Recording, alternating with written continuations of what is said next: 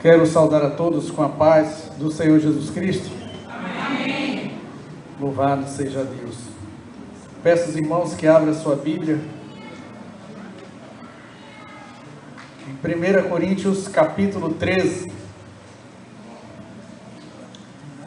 Deus me deu um sentimento novo, Deus me fez nascer de novo, colocou um novo coração, completamente novo. Todos encontraram? Aleluia. A partir do verso 1 até o verso 6, a princípio, tá bom? Talvez a minha versão seja um pouco diferente da de vocês, mas diz a mesma coisa. Ainda que eu fale a língua dos homens e dos anjos, se não tiver amor, serei como sino que ressoa ou como um prato que retine. Ainda que eu tenha o dom da profecia e saiba todos os mistérios e todo conhecimento, e tenha uma fé capaz de mover montanhas, mas não tiver amor, nada serei. Ainda que eu dê aos pobres tudo o que possuo, entregue o meu corpo para ser queimado, mas não tiver amor, nada disso me valerá. O amor é paciente, o amor é bondoso, não inveja, não se vangloria, não se orgulha, não maltrata, não procura seus interesses, não se ira facilmente, não guarda rancor.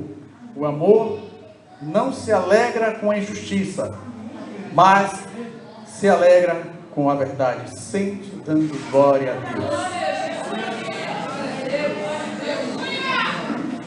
Dificilmente alguém dizer que não conhece esse texto. E eu vou um pouco mais além, até as pessoas que não são cristãs, elas conhecem também esse texto. E muitas vezes nós ouvimos até as pessoas declamando essa passagem bíblica para a namorada, para o noivo, para o esposo. E não há problema nenhum com isso. Esse texto tem uma característica poética e é muito linda. Quando eu olho para esse texto, eu tenho certeza que algumas vezes, quando nós estamos na praia, às vezes passa aqueles rapazes vendendo, né? Não sei se alguém já viu. Não sei quantos já viram aqui, mas eles passam com um pedaço de um aço de tubo na mão, com várias poesias. Eu tenho certeza que alguém já viu isso. Não só na praia, mas nas praças e em tantos outros lugares. Mas, se nós analisarmos de fato o que o apóstolo Paulo estava dizendo aqui, nesse capítulo 13, que tem um pouco mais, eu só li até o 6º versículo, com certeza nós iríamos desistir de fazer uma declamação como essa ao nosso cônjuge. Por quê, Ademir? Vamos chegar lá. E olha que eu já fiz essa declamação e não há problema algum de fazer. Nós tivemos uma prévia do retiro de casais aqui em cima, e eu me lembro que eu li essa passagem. Mas, quando eu fui verificar e eu aprendi com alguém, e aí resolvi também fazer as minhas buscas, eu pude perceber, irmãos, que o apóstolo Paulo estava dando uma tremenda exortação aos irmãos de Corinto. Quando eu me deparei com essa situação pela primeira vez, eu tomei um choque. Sabe por quê? Nós costumamos ler a palavra do Senhor de forma muito isolada nos seus textos. Os versículos, os capítulos. É comum a gente fazer isso. Às vezes a gente faz aplicação na nossa vida, mas quando a gente vai perceber o plano de fundo dessa mensagem, você toma um susto. Meu Deus, cometi um erro. Mas o Senhor não vai nos punir por isso. Não há erro algum de você usar os textos sagrados para você fazer uma declamação. Mas o que o apóstolo Paulo estava trazendo aos irmãos de Corinto aqui, não era simplesmente uma expressão na declamação de um sentimento apenas de amor, mas ele estava simplesmente exortando firmemente aqueles irmãos. E eu quero convidar os irmãos nessa noite para a gente rapidamente mergulhar nos 2 primeiros capítulos dessa primeira carta. Vamos lá para o capítulo de número 1. Eu vou ser muito rápido, eu vou tentar falar rápido para a gente ganhar tempo, para não perdermos o horário.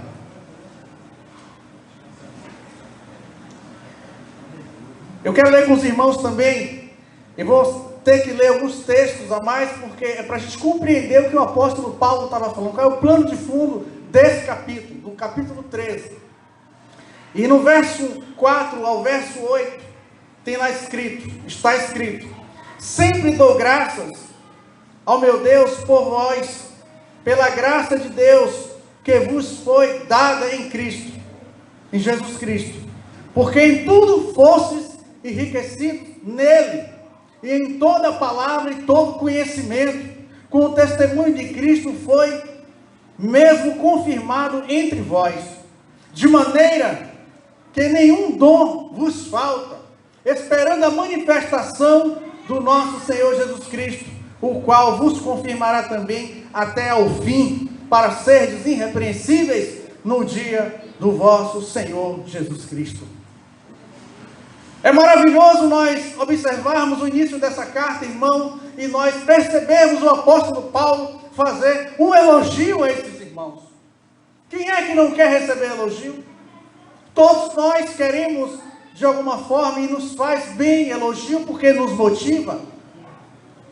Mas nós percebemos que o apóstolo Paulo, apesar dele ter discipulado, orientado, mas começou a acontecer coisas naquela igreja que não foi o que o apóstolo ensinou. Não foi o que ele ensinou. Ele começa a fazer esses elogios porque ele reconhecia o que estava acontecendo no âmbito espiritual, na vida daquela igreja. E eu quero também aplicar para o nosso tempo, para a nossa comunidade de fé, onde nós temos o Espírito Santo, onde o Senhor nos deu dons, cada um aqui tem um dom, e é maravilhoso isso, porque isso é pertinente à igreja de Cristo, o derramamento dos dons, a ação do Espírito Santo. Mas o que é que nós fazemos com tudo isso? A gente percebe aqui, ainda no verso 10 do capítulo 1, rogo-vos, pois, irmãos, pelo nome do nosso Senhor Jesus Cristo, que digais todos uma mesma coisa, e que não haja dentre vós dissensões, antes sejais unidos em um mesmo pensamento e um mesmo parecer. O apóstolo Paulo, depois de fazer esses elogios à igreja, irmão, e olhe que o tema da mensagem, eu fiquei pensando, que tema dá? Não tem como falar de outra coisa a não ser de exortação. O apóstolo Paulo exortando a igreja. E agora, depois desse elogio, o apóstolo Paulo começa a chamar os irmãos à responsabilidade e percebe que havia sinais ali, depois desse momento de alegria, de regozijo, em saber que aqueles irmãos estavam vivendo momentos maravilhosos espiritualmente, mas eles estavam também vivendo em dissensões. E ele chega nesse verso 10 e diz que todos digam uma mesma coisa, que ninguém queira ir para um lado, queira ir para o outro. Onde está o Espírito Santo que está na vida de vocês? O que é que onde está Ademir? Tendo a ação do Espírito Santo na minha vida, nas nossas vidas? Essa pergunta que eu posso colocar aqui como aplicação. Então aqueles irmãos estavam vivendo em desavença na igreja.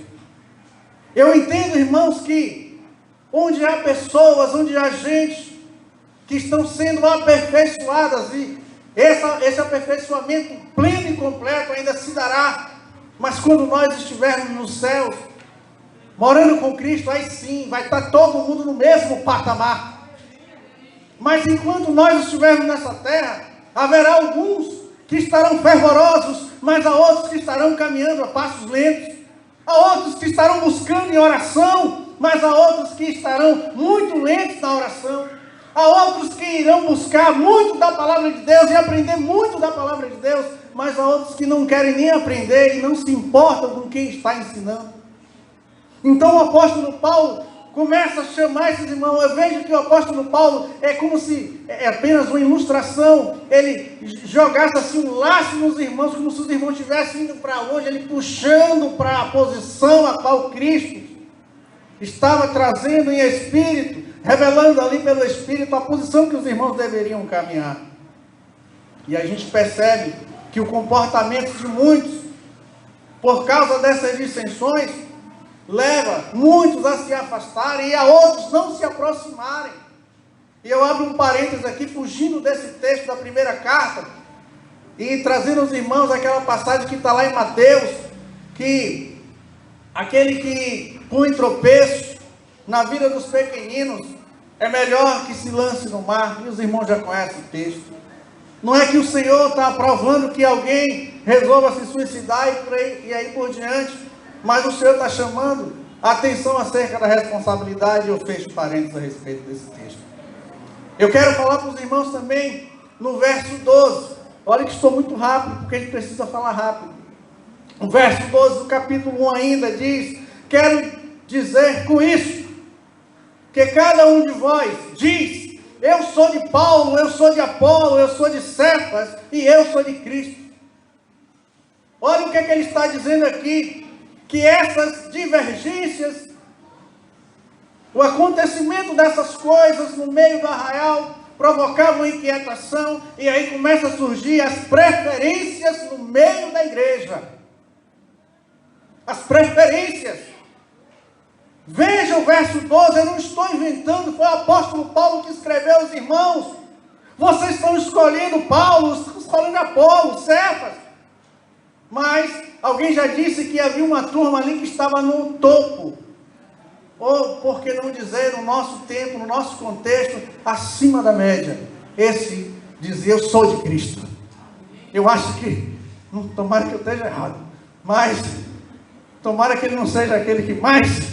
Janice já fica em crise quando ele não diga, mas não tem como dizer, porque talvez alguns olhem: rapaz, você só é de Paulo, mas Paulo é isso, é aquilo, letrado, formado, fala não sei quantos idiomas, habilidade, versado nos verbos, e aí vai, tem uma professora, não vou me envolver muito nesse assunto da gramática, se depois ela diz que eu estou errado. Então, mas outros dias: eu sou de Apolo, porque é isso e aquilo. Aí outros saem: eu sou de Cristo. Ai, meu Deus. Então o que acontece, irmão? Todas as vezes que essas coisas acontecem, irmão, sabe o que ocorre? Pessoas são expostas. E essas exposições deveriam ser para, vamos pensar assim, uma exposição no bom sentido, de atrair, de juntar, de reunir, de cooperar, de se envolver, de se comprometer, de impulsionar-se individualmente, mas isso causa um efeito completamente contrário. Traz justamente uma dispersão. Todas as vezes que alguém escolhe esse ou aquele, que vai para aqui ou para ali, pode ter certeza, começa um alvoroço no meio do arraial. Isso é a conta certa para fechar a confusão formada. Não tenhamos, irmãos, preferências. Não tenhamos. Eu entendo que traz alegria nós caminharmos com pessoas que desejam buscar a Deus, que desejam estar ali caminhando firmemente, mas que essa atitude nossa não resulte em colocar pessoas em patamares, em pedestais que elas não estão. Porque sabe o que acontece? Quando nós fazemos isso, nós corremos grandes riscos, irmãos. Devemos firmemente focar naquele que é o autor e o consumador da nossa fé, Cristo Jesus.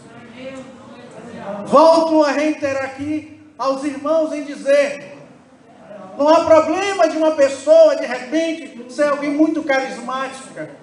Não há problema de repente, uma pessoa ela ter essa facilidade de atrair as pessoas. Mas que essas coisas não venham trazer dispersão no rebanho de Cristo. Mas que seja para ajuntamento. Que seja para ajuntamento. É isso que o apóstolo Paulo, ele traz aqui aos irmãos. Que esses adjetivos não sejam colocados, lançados diante de nós, pela nossa mente, para causar uma fixação cega, onde você não consiga enxergar a diferença, quem é o servo, quem é o salvador.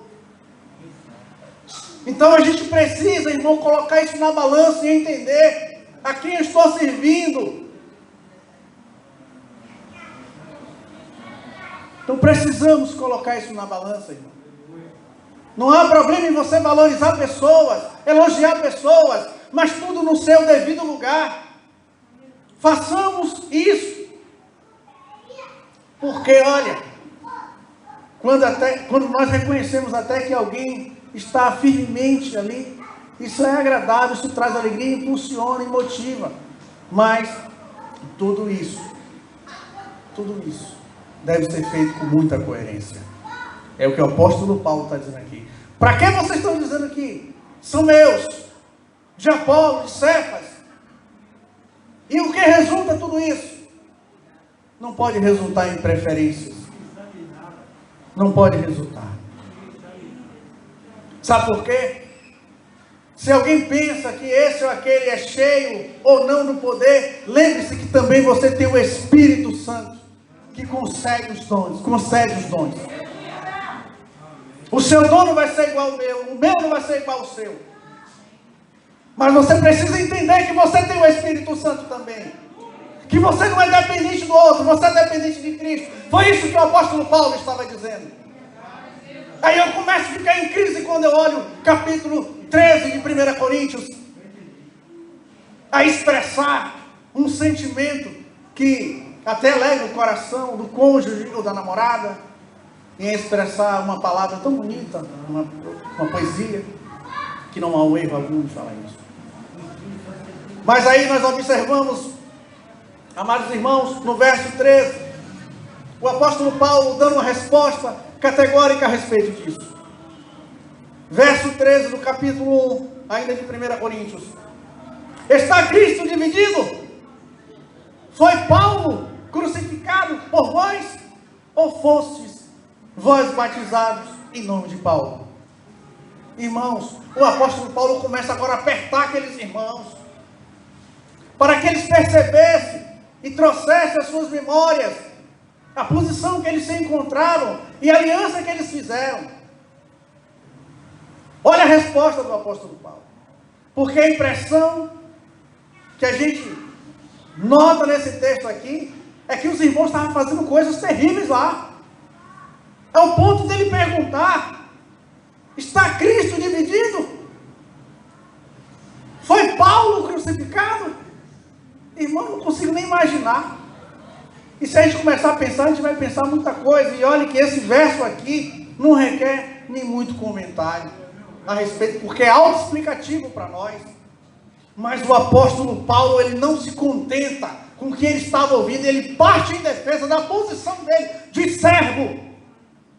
Porque muitas vezes nós partimos em defesa de uma posição para nos elevar.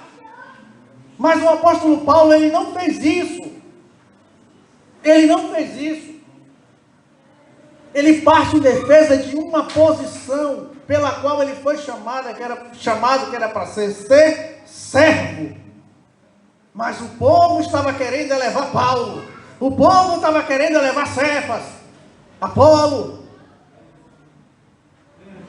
Aí o apóstolo Paulo disse: não, irmãos, não. Tenhamos cuidado. Tenhamos cuidado, sabe por quê? Devemos lembrar sempre que pessoas decepcionam, pessoas nos afligem com tantas coisas, mas eu conheço um, e você conhece também, que ele não provoca essas coisas em nós.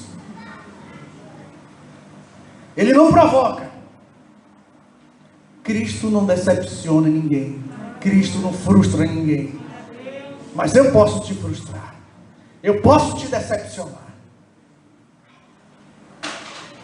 E aí o apóstolo Paulo, irmãos, começa a apertar um pouco mais aqueles irmãos.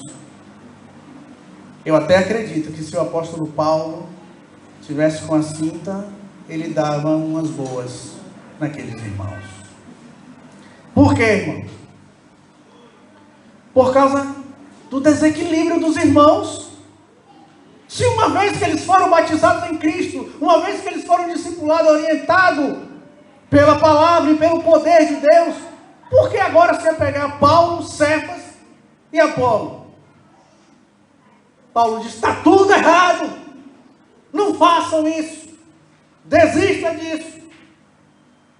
O servo que é servo, irmão, ele não espera ibope, ele não recebe ibope. O servo que é servo, ele não busca destaque. O servo que é servo, irmão, pode ter certeza, ele apenas se importa em ser notado por aquele que tudo é. Então não adianta meias palavras, não adianta. É o apóstolo Paulo dizendo a esses irmãos, se tudo isso que vocês estão fazendo não tem amor, olha lá, capítulo 13 de 1 Coríntios, se tudo isso não tem amor, se tudo isso não denota em glorificar a Deus, não serve de nada o que vocês estão fazendo, não serve de nada, tudo que está sendo manifesto, sabe por quê? O final de tudo não resulta naquilo que glorifica o nome de Deus. Então, irmãos, a gente precisa ficar atento. Não há problema, volto a reiterar, você gostar de ver o irmão cantando, gostar de ver o irmão pregando, gostar de ver o irmão orando, gostar de ver o irmão fazendo tantas atividades, mas entenda que o mesmo Espírito que está nele está em você. Não se sinta inferior, não se sinta menor, não se sinta o pior,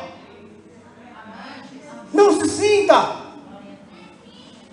E aí no verso 14, ele diz, dou graças a Deus, porque nenhum de vós batizei, senão a Crispo e a Gaio.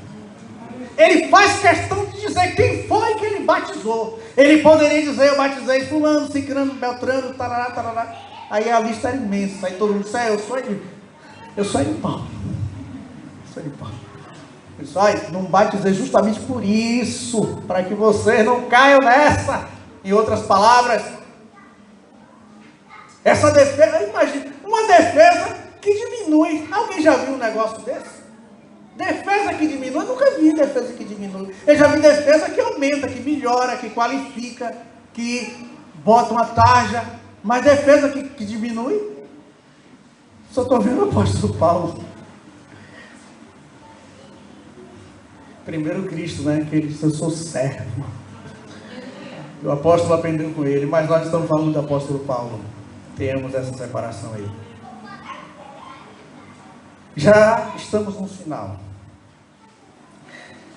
E aí, no capítulo 2, lembra que eu falei os primeiros capítulos que nós iríamos mergulhar um pouco a respeito dessa carta. Bom é se nós pudéssemos compartilhar os demais capítulos até chegar no capítulo 13, porque tem muita coisa. Meu Deus. Ah, Jesus, meus irmãos iam me chotar, tenho certeza. Verso 4 e 5 diz,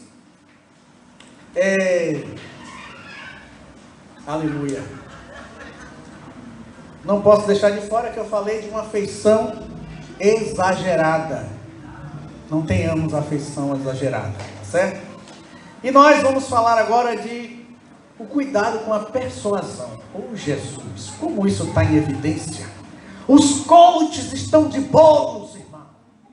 Você abre as páginas da internet que tem gente especialista em fazer você ganhar dinheiro, e você abrir negócio, e você ser isso, ser aquilo. Você fica assim: meu Deus, onde estava toda a sabedoria que o povo perdeu? Agora um só achou.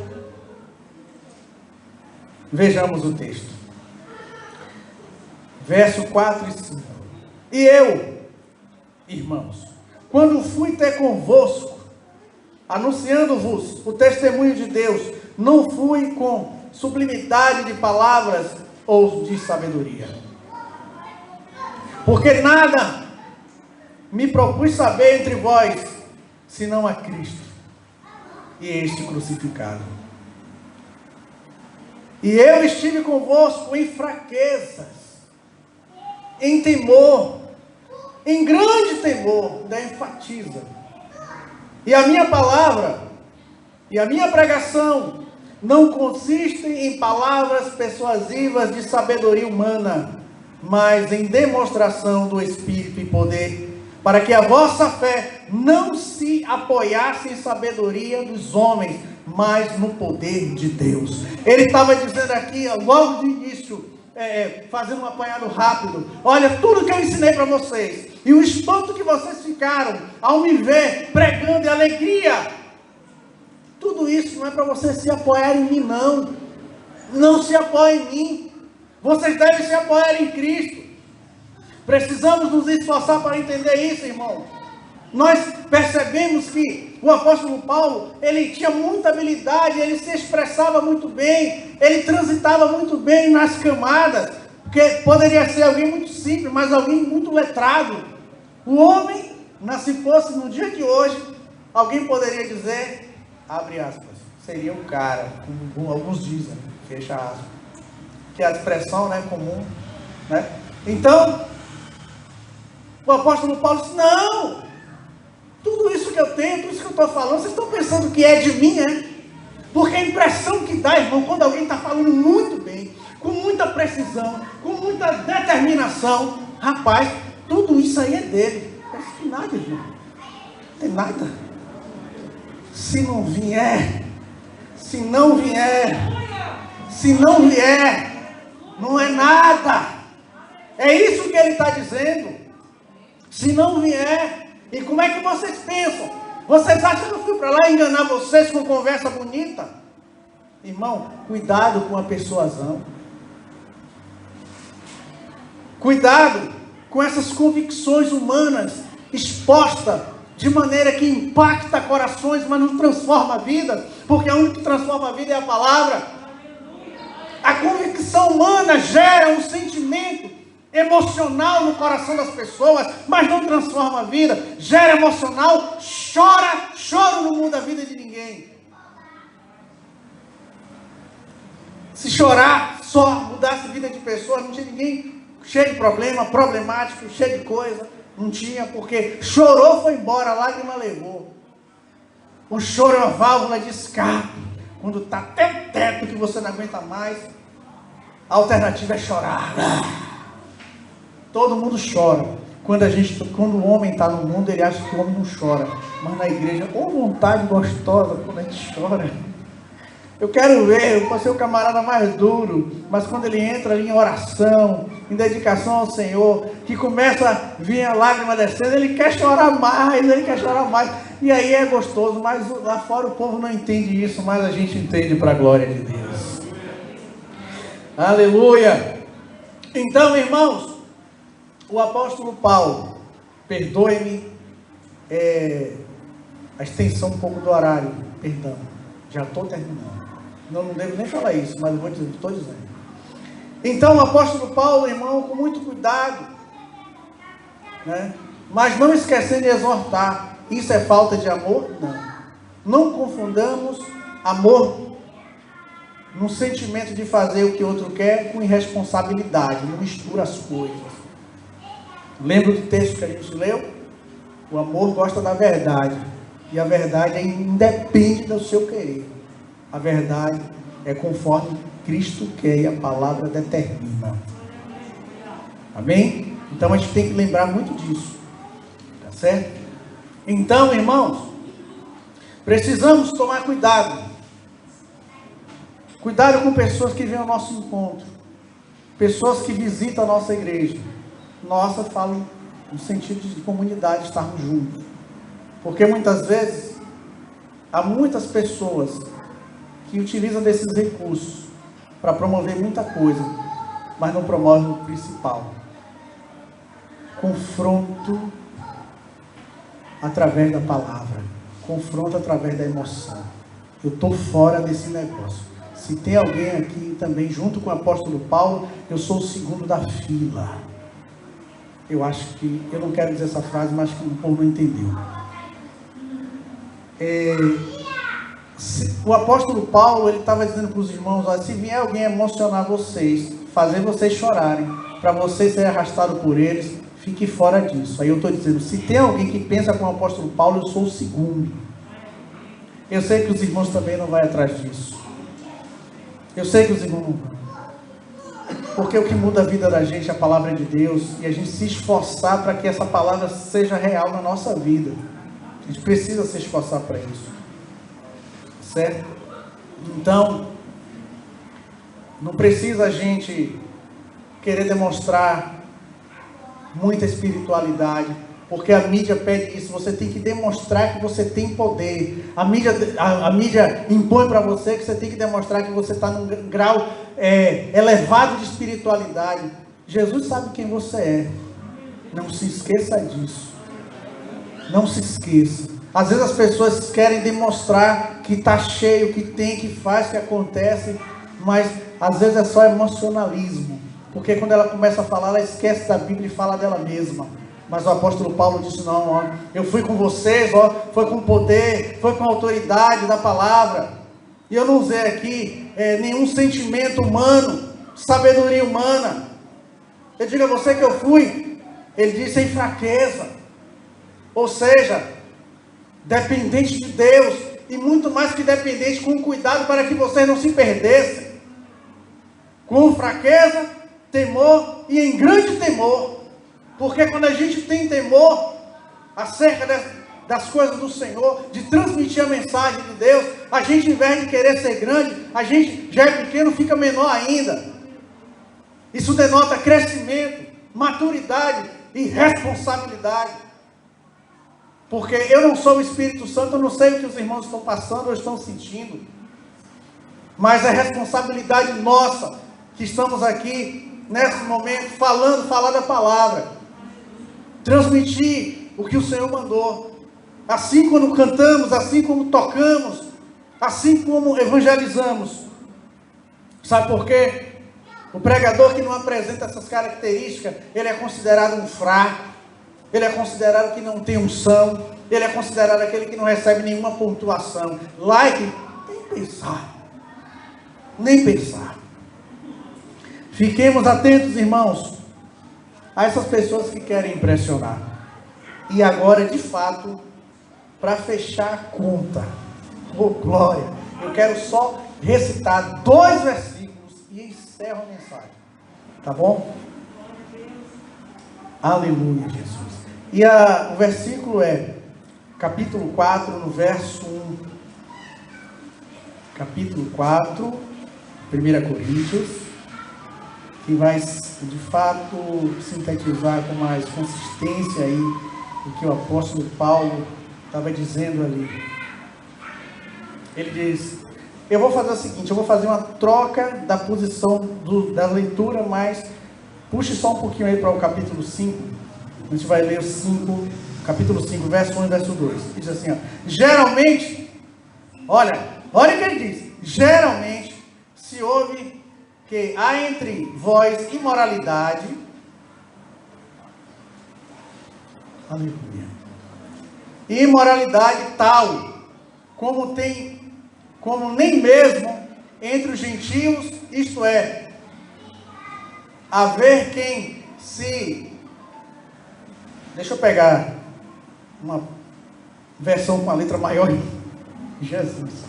E eu estou de óculos. Ai, Jesus. Eu já estou terminando. Essa aqui é ótima. Porque a letra é bem grande. No capítulo 5, tá? Capítulo 5. Geralmente se ouve que há entre vós imoralidade e imoralidade tal, como nem mesmo entre os gentios, isto é, haver quem se atreva a possuir a mulher do seu próprio pai. E contudo andais vós ensoberbecidos, e não chegasse a lamentar, para que fosse tirado do vosso meio quem tamanho ultraje praticou. Os irmãos perceberam o que estava acontecendo lá?